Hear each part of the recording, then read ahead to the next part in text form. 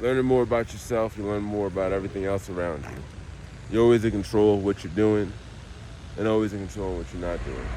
I'm Dom Jackson, David A. Media, and this is the 7-Day Scoop Show, my weekly show where I document the process of my career and choices that I make professionally, covering tips on sales, marketing, mindset, and things I figured out along the way.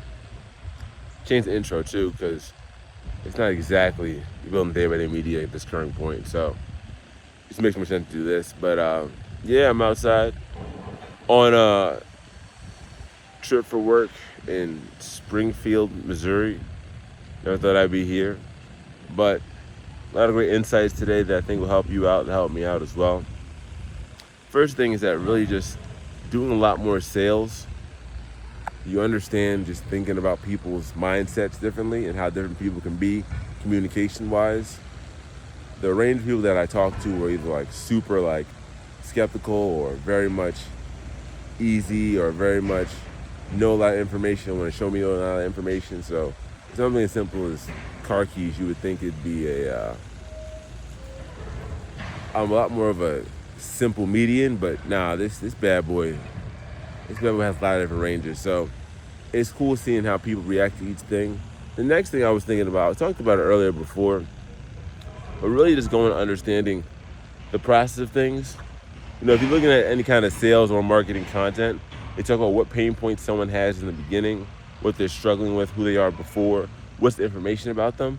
Then your product's thing in the middle, and who they become afterwards. So that step of step one, who they are, their pain, their issues, what they're going through, your product or service, and who they are afterwards. So the testimonial, what they want, who they want to be, and understand that there's something on one side, something in the middle that happens, and then there's a whole other thing at the end. And knowing that whole process is basically how anything is, because right now there's so many things you're going through, things I'm going through, that you have the pains you're trying to solve. You're doing something to try to solve them.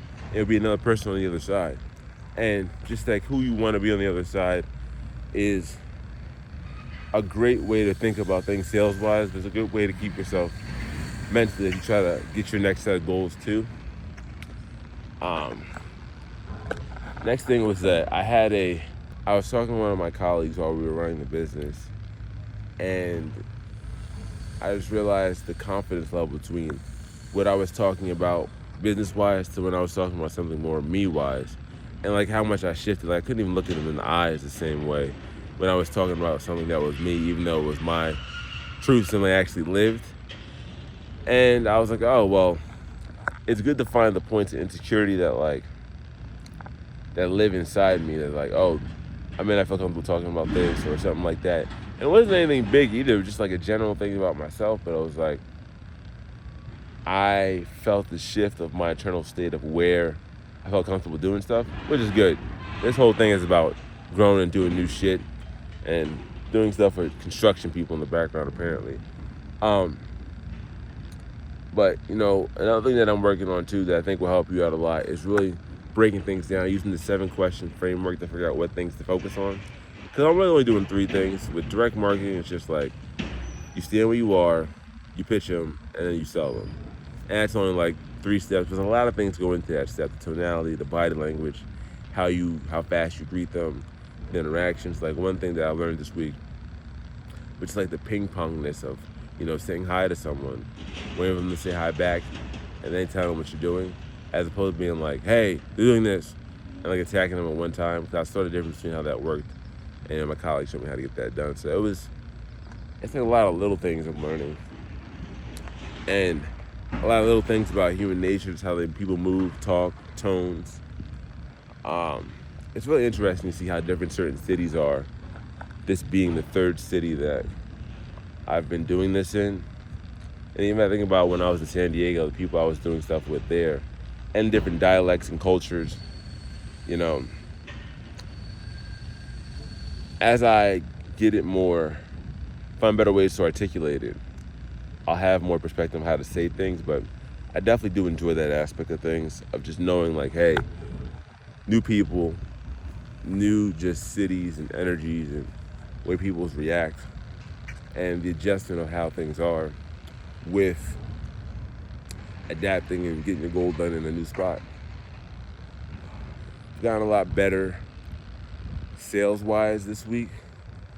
At the time of recording this, today's Friday morning, and I'm already I'm $200 away from my entire week's worth of sales last week. That's a big shift, So I've already done in 2 days, 3 days what took 5 days last week. So that's a cool level of growth to see. And I think the biggest thing I took away from it so far is that a lot of things that I have going on, and it's gonna help you out a lot too when you're trying to learn something new. There are a lot of things you'll probably know what to do, but not do them yet naturally.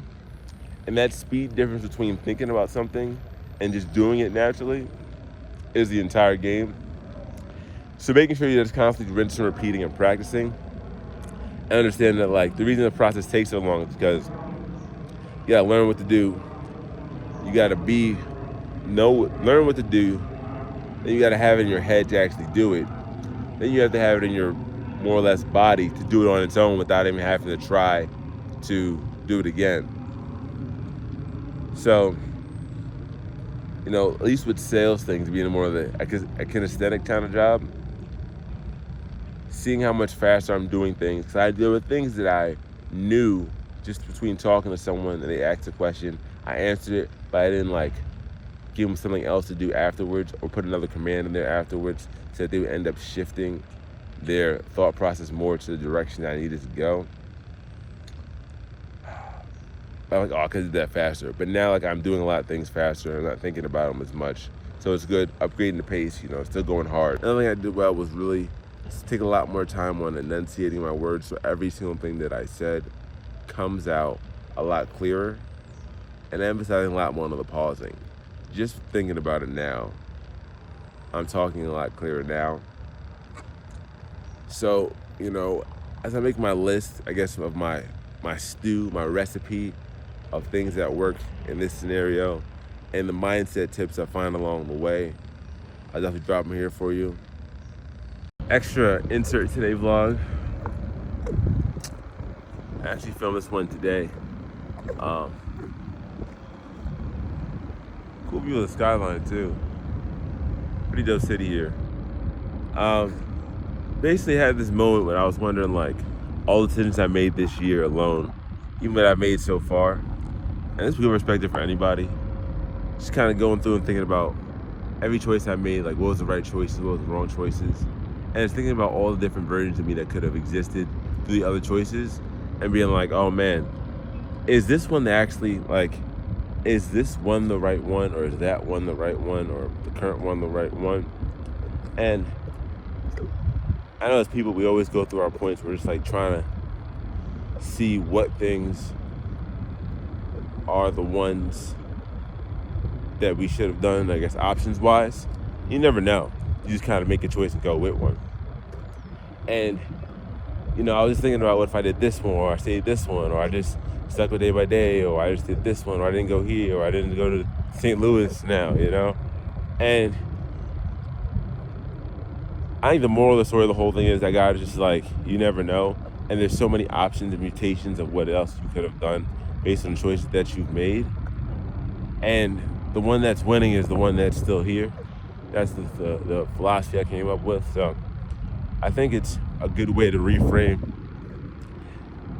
for myself and anyone else to hey, you just made the choice you made at that time because you thought it was the best move. And, you got here. And deal with it, So I think that's a really great way to keep it out. And just thinking about all the different versions of you that could exist from the choice that you made is a cool thing. Then just really focusing a lot more on gratitude too. The more I try to focus on it, because we all have our moments in the head where oh man, whatever, you're angry, you said fuck this. But there's so many things now that you wish you would have had that you don't have. And it's super important to make sure that you just know that where you're at right now, if you had enough time to watch a video like this, doing pretty damn well. So as always, take it one step at a time. We'll get there, day by day.